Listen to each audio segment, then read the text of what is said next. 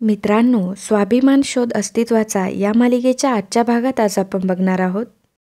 तर पल्लवीने पायाला लागल्याचं नाटक केलेलं असतं आणि ती मोठ्या आईला म्हणते की मोठी आई, तुम्हीच मारता का झाडू? मोठी आई म्हणते की मी नाही ग बाई. पल्लवी म्हणते की मोठी आई प्लीज, आदिती मॅम येतील आणि परत मलाच बोलतील आणि तुम्हालाही नावं ठेवतील. त्यापेक्षा पटकन झाडू मारून घ्या ना आणि त्यांनाही कळू दे की तुम्ही घर किती छान मॅनेज करता ते. मोठी आई नाईलाजाने म्हणते की ठीक आहे, तू बस. आणि मग मोठी आई चक्क झाडू मारायला लागते आणि पल्लवी सोफ्यावर बसलेली असते. तेवढ्यातच प्रदीप आणि विनायक बोलत बोलत हॉलमध्ये येतात. विनायक मोठ्या आईला झाडू मारताना बघतो. तो म्हणतो की आई, अगं काय करतीयस तू? तेव्हा मोठी आई म्हणते की अरे पल्लवीचा पाय मुरगळला ना म्हणून. प्रदीप विचारतो की पाय कसा काय मुरगळला, काही लागलंय का? विनायक म्हणतो की फार लागलं असेल तर आपण डॉक्टरांना बोलूयात. तेव्हा पल्लवी म्हणते की नाही, मी स्टूलवरून जरा उतरत होते तेव्हा थोडंसं लागलंय, बाकी काही नाही. विनायक म्हणतो की आई, तू का करतेयस हे सर्व? घरात दुसरं कोणी नाही आहे का? मोठी आई म्हणते की नाही अरे, मी घरातली अजून सगळी कामं करू शकते, हो की नाही पल्लवी? पल्लवी म्हणते की हो मोठी आई. मित्रांनो, जर अजूनही तुम्ही चॅनलला सबस्क्राईब केलं नसेल तर लगेच सबस्क्राईब करा. आणि आज आपल्या लाईकचं टार्गेट 1500 लाईक्स असणार आहे. त्यामुळं टार्गेट कंप्लीट करण्यासाठी आम्हाला नक्की मदत करा. धन्यवाद. विनायक मनात म्हणतो, अच्छा हे असं आहे का? हिचं सतत काहीतरी वेगळं चाललेलंच असतं. विनायक मोठ्या आईला म्हणतो की आई, तू ते ठेव आणि इथे ये, आपण चहा घेऊयात. आणि मग विनायक मोठ्या आईचा हात धरून तिला सोफ्यावर बसवतो. तेवढ्यात विभावरी आणि मेघना सर्वांसाठी चहा घेऊन येतात. घरातले सर्वजण तिथे जमलेले असतात. विभावरी गीता आणि ज्योतीला म्हणते की खोलीतले दिवे बंद करून आलात की तसेच आलात? ज्योती म्हणते की सोड ना आई, काय फरक पडतोय? विभावरी म्हणते की असं कसं, या महिन्यात किती बिल आलंय माहिती आहे का तुम्हाला? आदिती मॅडम म्हणतात की बिल जास्त आलंय का विभावरी? तेव्हा विभावरी सांगते की 43,000 बिल आले. तेव्हा आदिती मॅम म्हणतात की बापरे. मोठी आई म्हणते की काय ग, एवढं बापरे म्हणायला काय झालं?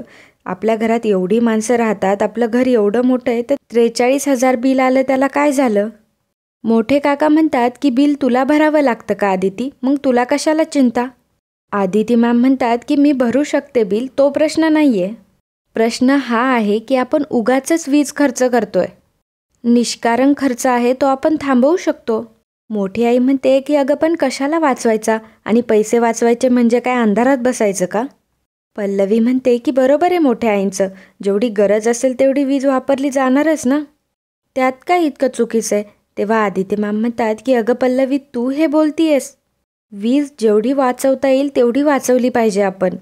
ज्या खोलीत आपण नसू त्या खोलीतले लाईट्स, AC सगळं बंद करून यायचं. पल्लवी म्हणते की हो सगळं मान्य आहे मला, पण तुम्ही सतत मोठ्या आईंचा जो विरोध करत असताना ते मला मान्य नाही आहे. आदिती मॅम विचारतात की काय मुद्दाम विरोध केला मी? वीज तर जपूनच वापरायला हवी, आणि वीज जपून वापरणं हे आपल्या समाजासाठी आणि पर्यावरणासाठी अत्यंत पूरक आहे. आपल्याकडं पैसे आहेत म्हणून आपण वाटेल तसे उधळायचे आणि वाटेल तशी वीज वापरायची, हे अत्यंत चुकीचं आहे.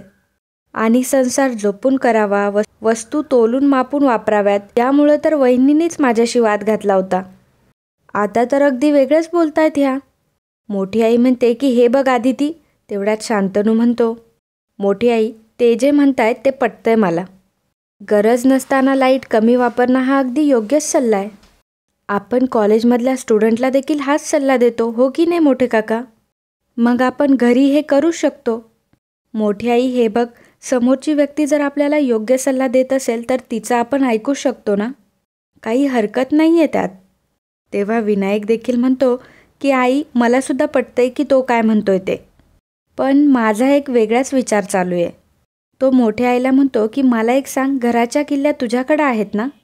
मोठी आई म्हणते की हो, का बरं? तेव्हा विनायक म्हणतो की दे जरा मला. मोठी आई म्हणते की का, कशासाठी? विनायक म्हणतो की तू दे तर सांगतो कशासाठी ते. आणि मग मोठी आई विनायककडं किल्ल्या सोपवते. विनायक म्हणतो की ह्या आपल्या घराच्या किल्ल्या.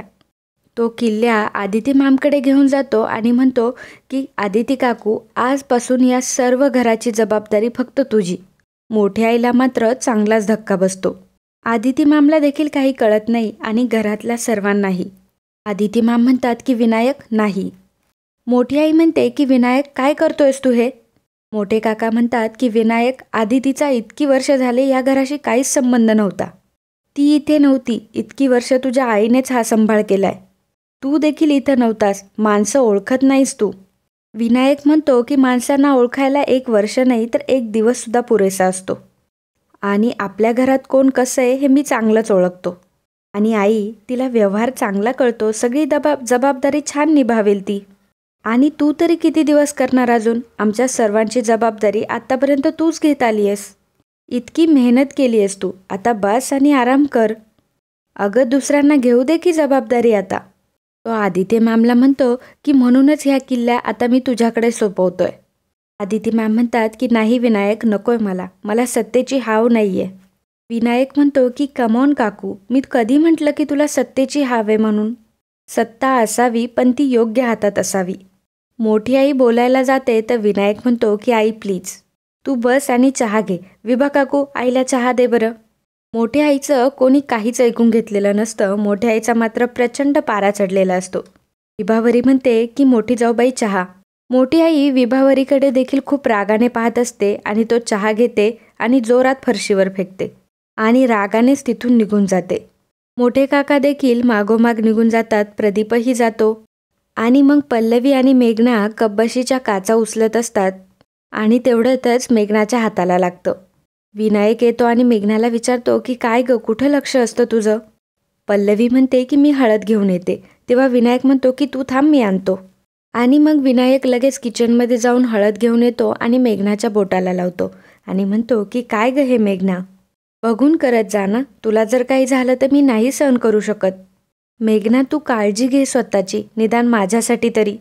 विनायकची तिच्याबद्दल असलेली ती काळजी बघून मेघनाच्या डोळ्यात देखील पाणी येतं. तेवढ्यातच विनायकला फोन येतो. विनायक फोन कट करतो आणि पुन्हा मेघनाशी बोलू लागतो. त्याला पुन्हा फोन येतो आणि मग फोन घेण्यासाठी तो बाहेर जातो.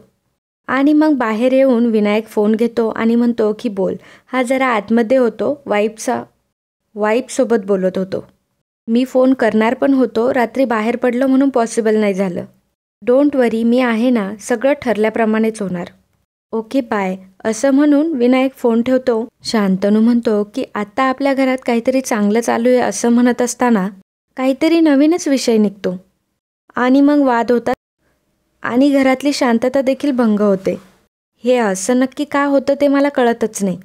पल्लवी म्हणते की शांतनू अहो असं का म्हणताय, आपलं एकत्र कुटुंब आहे, प्रत्येकाचा वेगवेगळा स्वभाव आहे, मतं आहेत, मग मतभेद तर होणारच ना. शांतनू म्हणतो की प्रत्येकाची वेगवेगळी मतं असायला हरकत नाही आहे पल्लवी, पण समोरच्याचं मत काय आहे ते ऐकून तर घ्यायला हवं. विनायक दादांनी घराचा निर्णय आईंच्या हातात दिला म्हणून स्वस्थ आहात का तुम्ही? तेव्हा शांतनू म्हणतो की हो, दादाचा निर्णय पटला मला. हे बघ, उलट मोठ्या आईने ते मोकळेपणाने ॲक्सेप्ट करायला हवं होतं असं वाटलं मला. पल्लवी म्हणते की हो, मोठ्या आईंना ते आवडलं नाही हे जरा स्पष्टच दिसत होतं आणि दादांनी सुद्धा जरा स्पष्ट शब्दातच सांगितलं त्यांना. पण खरं तर सगळे अधिकार आईंकडे देणं हे माझ्यासाठी सुद्धा अनपेक्षितच होतं. शांतनू म्हणतो की असू दे गं, त्यासुद्धा या घराच्या सूनच आहेत ना, त्यांनासुद्धा घरातल्या जबाबदाऱ्या घेण्यासाठी एखादी संधी मिळायला काय हरकत आहे, काही चुकीचं नाही आहे त्यात. पल्लवीला मात्र शांतनूचं हे बोलणं ऐकून खूप आनंद झालेला असतो, पण ती चेहऱ्यावर काही दाखवत नाही.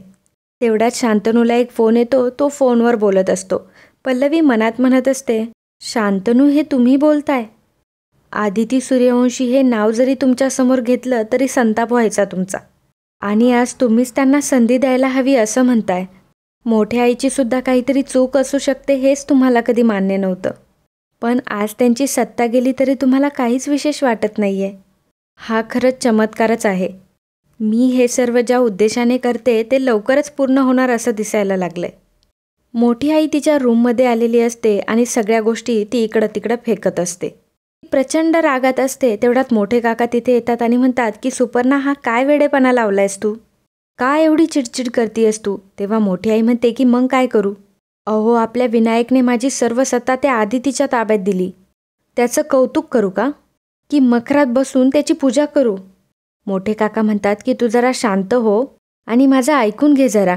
तेव्हा मोठी आई म्हणते की तुम्ही काय समजावताय मला? बाहेर तुम्ही काहीही बोलला नाही. तुम्ही आदितीला विरोध करायला हवा होता. मोठे काका म्हणतात की मी आदितीला विरोध केला, पण आपल्या विनायकची काहीतरी वेगळी गणितं आहेत. तुला माहीत नाही आहे ती. तेव्हा मोठी आई म्हणते की कसली गणितं? मोठे काका म्हणतात की आपला विनायक आपल्या बाजूने प्रत्येक वेळी उभा राहू शकत नाही. त्याचं कारण हेच की त्याने कॉलेजमधली सुद्धा सगळी सूत्रं त्याच्या हातात घेतली आहेत. यापुढे सर्व गोष्टी फक्त त्याच्या परवानगीनेच होणार आहेत. मोठी आई म्हणते पण का? तेव्हा मोठे काका म्हणतात कारण आदिती आणि प्रभाकरचा दोघांचाही आपल्यावर संशय आहे. आता विनायक आणि आपण काही मिळून डाव करू नये असा त्यांना डाऊट येऊ नये म्हणून विनायकची ही फक्त एक चाल आहे. हे पहिल्यांदा तू लक्षात घे. हे फक्त दाखवण्यापुरतंच आहे. आता तरी तुझा राग शांत झाला? तेव्हा मोठी आई म्हणते की नाही. जोपर्यंत विनायक मला स्वतः येऊन सांगत नाही ना तोपर्यंत माझा राग जाणार नाही. तर इकडे आदिती मॅम आणि प्रभाकर सर बसलेले असतात. आदिती मॅमच्या हातात किल्ल्या असतात. प्रभाकर म्हणतो की वा आदिती वा, कौतुक वाटलं मला तुझं. तुझ्याकडून हिरावून घेतलेल्या प्रत्येक गोष्टी तुला परत मिळत आहेत. सगळ्यात आधी या घरात तुला सन्मानाने प्रवेश मिळाला आणि आता तर काय अख्ख्या घराच्या किल्ल्या तुझ्या हातात आहे. आदिती मॅम म्हणतात की घराची सत्ता चालवायला मिळणं आणि घराची मालकी हातात घेणं हा एक मान आहे हे माहिती आहे. पण मला आता यात इंटरेस्ट राहिला नाही आहे प्रभाकर. प्रभाकर सर म्हणतात की का पण आदिती, असं का म्हणतीयस? आदिती मॅम म्हणतात की घराची मालकी, घराची सत्ता यापेक्षा माणसांचं प्रेम मला जास्त महत्त्वाचं वाटतं. घरावर सत्ता गाजवण्यासाठी मी कधीच झगडत नव्हते. माझ्या मुलापासून मला तोडू नका हेच मी पोटतिडकीने सांगत होते. आपल्या माणसांसोबत राहण्याचं एक समाधान मिळतं. अजून काय पाहिजे प्रभाकर? सत्ता खरंच एवढी महत्त्वाची आहे? एवढ्यात पल्लवी तिथे येते आणि म्हणते की महत्त्वाची आहे आई, आणि म्हणते की सत्तासुद्धा तेवढीच महत्त्वाची आहे. इतकी वर्ष मोठ्या आईंनी काय केलं? सगळी सत्ता त्यांच्या ताब्यात घेतली आणि इतर सगळ्यांना फक्त त्यांनी त्यांच्या तालावर नाचवलं. स्वतःच्या हिशोबाने नियम बनवले आणि स्वतःच्या सोयीने ते तोडले सुद्धा. थोडक्यात काय तर इतकी वर्ष फक्त त्यांनी स्वतःची मनमानी केली. आता सत्ता हातातून जाणं म्हणजे काय असतं हे त्यांनाही कळू देत ना. प्रभाकर सर म्हणतात की पण पल्लवी, आदितीला सत्ता गाजवण्यामध्ये काही इंटरेस्ट नाही आहे असं ती म्हणते. पल्लवी म्हणते की हो बाबा, मान्य मला. इतक्या वर्षाची सत्ता हातातून निसटल्यावर मोठ्या आईसुद्धा बिथरल्या असतील. संताप होईल त्यांचा, रागराग होईल आणि रागाच्या भरात त्या नक्कीच काहीतरी चूक करतील. त्यांच्या चुकीमधूनच त्या किती लबाड आहेत, खोट्या आहेत हे सिद्ध करण्याची संधी मिळेल आपल्याला. प्रभाकर सर म्हणतात की हे जे तू म्हणतीयस ते पटतंय मला. मुख्य म्हणजे सख्ख्या मुलाने सगळ्या घराच्या किल्ल्या आदितीच्या ताब्यात दिल्या, त्यामुळं तर त्या जास्तच चिडणार ना. पल्लवी म्हणते की बरोबर आहे तुमचं, त्या नक्कीच काहीतरी करतील आणि त्यांच्या चुकीमधूनच अडकवण्याची संधी मिळणार आहे आपल्याला. आणि खरं म्हणजे शांतनूंना देखील यामध्ये काहीच चुकीचं वाटत नाही. आदिती मॅम म्हणतात की म्हणजे तुझं आणि त्याचं बोलणं झालं का या विषयावर? पल्लवी म्हणते की हो आई, ते असं म्हणाले की तुम्हीसुद्धा या घराची सूनच आहात. प्रत्येकाला जर संधी मिळत असेल तर त्यात काहीच हरकत नाही आहे. आदिती मॅमच्या डोळ्यात पाणी येतं आणि त्या म्हणतात की असं म्हणाला शांतनू? पल्लवी म्हणते की हो. मग आदिती मॅम किल्ल्या हातात घेतात आणि म्हणतात की मग मी ठेवते किल्ल्या माझ्याकडे. ते बघून प्रभाकर सर आणि पल्लवीला देखील खूप आनंद होतो. तर मित्रांनो, आजचा भाग हा इथेच संपतो. पुढील भागात आपल्याला पाहायला मिळणार आहे पल्लवी मोठ्या आईला म्हणत असते की विनायक दादा हळवे येतो, मनाने चांगले आहेत ते. आदिती मॅमचं खरं वागणं त्यांना माहीत नाही अजून. घर सांभाळणं काही जमणार नाही त्यांना. घर कसं सांभाळायचं हे मी तुमच्याकडून शिकले मोठी आई. तुमच्याशिवाय हे घर उत्तम प्रकारे दुसरं कोणी चालवू शकत नाही. आणि त्या दोघींचं सर्व बोलणं विनायकने ऐकलेलं असतं. विनायक मोठ्या आईला म्हणतो, या घरात ज्या लोकांनी तुला त्रास दिलाय ना त्यांना धडा शिकवायला आलोय मी. याच्यानंतर सगळी सत्ता फक्त तुझ्या हातात असेल, विश्वास ठेव. मित्रांनो, शनिवारच्या भागात कमेंट करणारे आपले दर्शक होते पूजा कांबळे, मुकुंद कुलकर्णी, सरिता जगताप, अमिता घोरपडे, आनंद केसवानी, धनश्री देशमाने, योगेश मेश्रम, विजया बेडेकर, वैष्णवी महामुनी, रवी कवडे, गीता फुलारी, कैलास जाधव आणि बीना परांजपे. या सर्वांनी व्हिडिओला कमेंट करून खूप छान प्रतिसाद दिल्याबद्दल खूप खूप धन्यवाद.